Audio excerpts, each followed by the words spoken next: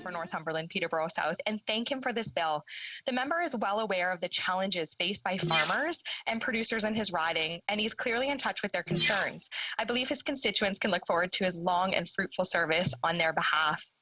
Madam Speaker, I have heard many concerns from farmers and producers in my own riding of Lambton, Kent, Middlesex, and how the carbon tax negatively affects their cost of production, and also how it puts them at a competitive disadvantage against imports coming from our neighbours to the south, especially given our close proximity to the US border.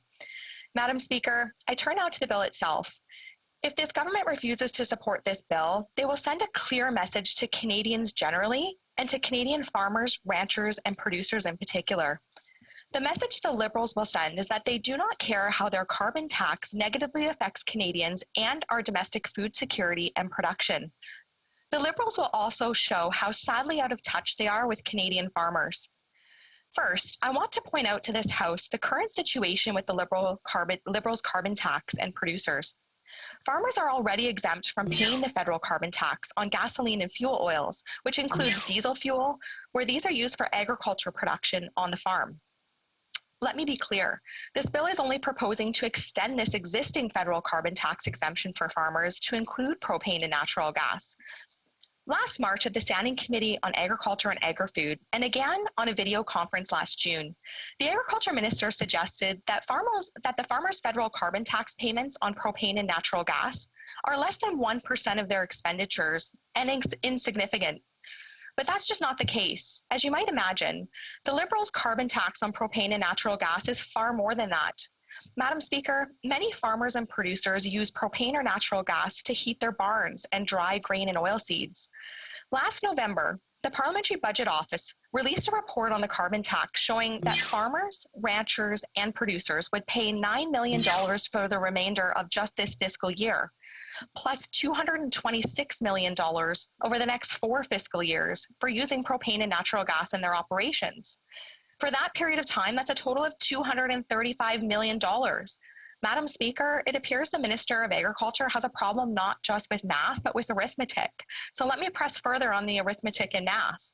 The profit margins for most Canadian producers are very narrow. For most Canadian farmers, there is very little room for error or additional input costs. For Canadian farmers, the Liberals' carbon tax is an input cost on their production, and most producers are price takers, not price setters. That means that farmers have no way of recovering what they pay in the Liberals' carbon tax from the next stage of the supply chain. To be clear, the Liberals' carbon tax takes from most Canadian farmers' profits and from their family's standard of living. Canadians count on a reliable supply of food on their grocery shelves. And this just in, Madam Speaker, that food must come from a farm. If a farm is not profitable, the farm must shut down and the farmer must leave the land. As Canadian farmers are driven off the land and out of business, less food is produced here in Canada. A reliable supply of food must be found elsewhere, and Canadian food sovereignty is put in doubt. Madam Speaker, by bringing forward this bill, my colleague has shown that he understands the challenges farmers face. But the minister's resistance to extending an exemption to the Liberals' carbon tax shows just how out of touch he is with farmers. But the Minister of Agriculture's problems don't stop there. The minister has recently suggested that farmers should innovate so as to avoid using propane and natural gas in their production. But for many farmers, propane and natural gas is the only option. Propane and natural gas are widely used by producers and farmers for heating their barns and drying their grains and oilseeds, and there are no other options available currently. Ironically, at a recent meeting of the Keystone agricultural producers in Manitoba, the minister indicated that farmers could finance the purchase of a new, more efficient gas or propane grain dryer using the Climate Action Incentive Fund. So on one hand, she's telling farmers to find a viable alternative, and on the other, she's proclaimed that her government will pay for it. So which is it? Could the minister be any more out of touch with farmers? Madam Speaker, the existing federal carbon tax exemption for farmers' use of gasoline and fuel oils raises another question. Compared to gasoline and fuel oils, both propane and natural gas are very clean fuels in respect of their emissions. According to the United States Energy Information Administration, the carbon dioxide emissions from diesel and heating oil are 16% higher than for propane. CO2 emissions for diesel and heating oil are 37% higher than the emissions for natural gas.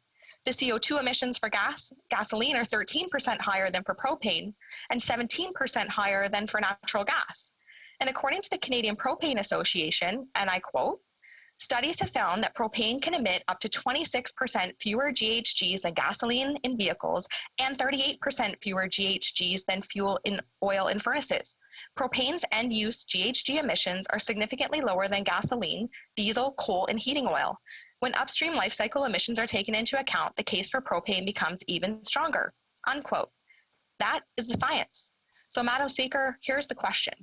Why is this government refusing to extend the federal carbon tax exemption to propane and natural gas when they emit less carbon dioxide than gasoline or fuel oils?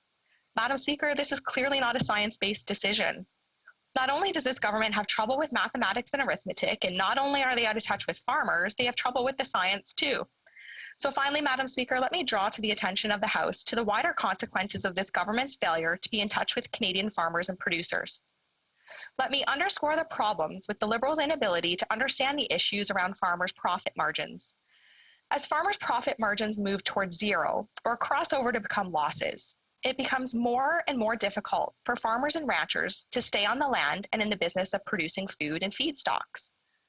How many times have we seen on this side of the House and heard from farmers and ranchers whose families have been on the land for generations that they could no longer afford the uncertainty of knowing whether or not this year would see profit or loss? How many farm families who have been on the land for generations have shut down operations because their children saw little future in staying on the land with losses year over year? How many farm families have seen their standards of living gradually falling as costs pile up and the market prices for their commodities are static or in a downward trend? Madam Speaker, some of these Canadian families have been on the land for 3, 4, 5, or more generations. Despite producing a reliable supply of food for all Canadians, Canadian farmers are faced with a Liberal government that seems to think that food security is only about food banks. The Liberals are wrong. They are putting the ability of Canadians to produce food and Canadian food sovereignty in doubt. Despite being prudent managers of the land they hold, Canadian farmers, ranchers, and producers see little recognition from this Liberal government for their contribution to maintaining a safe, clean outdoor environment. And despite being conscientious taxpayers who contribute to the treasuries of their municipality, their province, or to the federal treasury, Canadian farmers, ranchers, and producers are faced with a government that believes that they should pay yet even more in the form of the Liberals' carbon tax. Madam Speaker, on this side of the House, we say enough. Madam Speaker, on this side of the House, Conservatives believe that the challenges Canadian farmers face should be top of mind. Conservatives know that agricultural producers may be Canada's most important natural resources producers. Conservatives know Canadian families rely on Canadian farmers for a steady, secure, reliable supply of food on grocery shelves. Conservatives understand that farming is both a way of life for many Canadian families and their business. Conservatives understand the way of life requires that farming be profitable. And Conservatives understand that ranchers pay property taxes, sales taxes, and income taxes. Conservatives understand that agricultural producers cannot afford to pay the Liberals' carbon tax on fuel used for production, including propane and natural gas. Conservatives offer Canadian farmers, ranchers, and producers a bright future for their families and for the generations that will follow in their steps.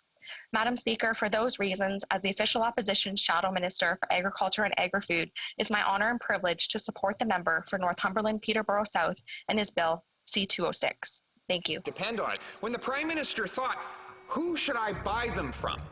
He looked around the world and he said, I know, the country that's holding our people hostage. You can imagine the PRC Politburo filled with bureaucrats rolling around on the ground in gut-splitting laughter at this Prime Minister's naivete. Madam Speaker, simple question. When he wasted 100 days in the PRC, what the... Thank you very much, Madam Speaker. It's a pleasure to rise today to take part in the second reading of the debate on the private member's bill, Bill C-206. This bill proposes to amend the Greenhouse Gas Pollution Pricing Act in order to modify the definition of what qualifies as farming fuel. I would modify and expand the definition to include marketable natural gas. It would further do that to include marketable natural gas and propane in addition to gasoline and light fuel oil.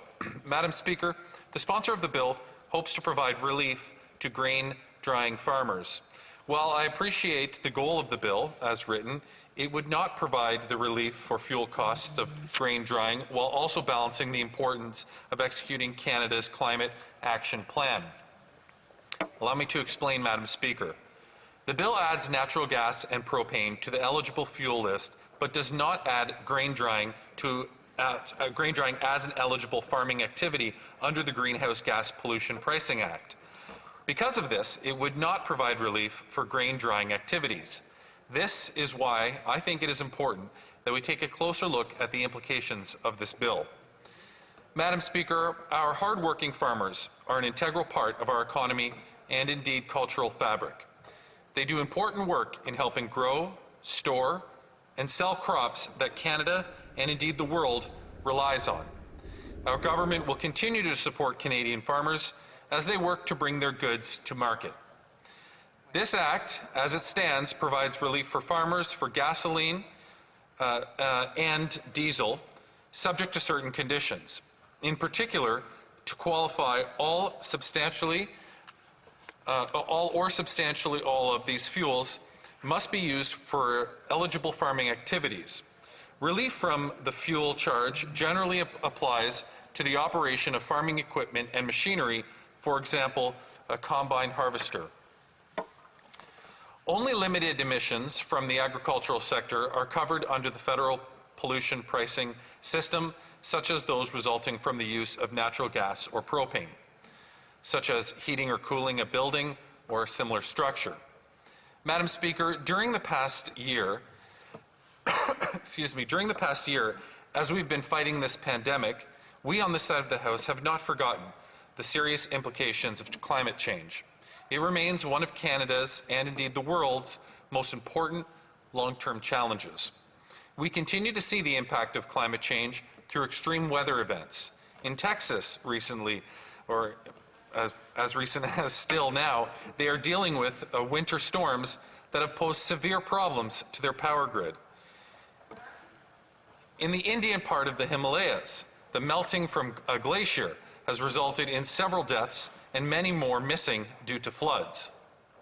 From the threat and after effects of wildfires in Western Canada, California, and Australia, to the increasingly powerful hurricanes, typhoons, and storms that batter communities around the world, these continue to have an impact. It is increasingly a question of whether or not an extreme weather event will happen. It is a question of where it will happen.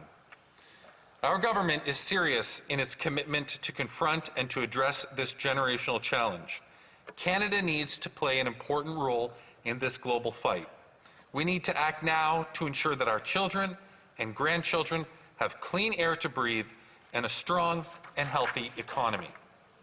Canada's work to combat climate change is built on 4 pillars, Madam Speaker: pricing pollution, complementary actions to further reduce emissions across the economy, measures to adapt to the impacts of climate change and build resilience, and actions to accelerate innovation, support clean technology, and create jobs.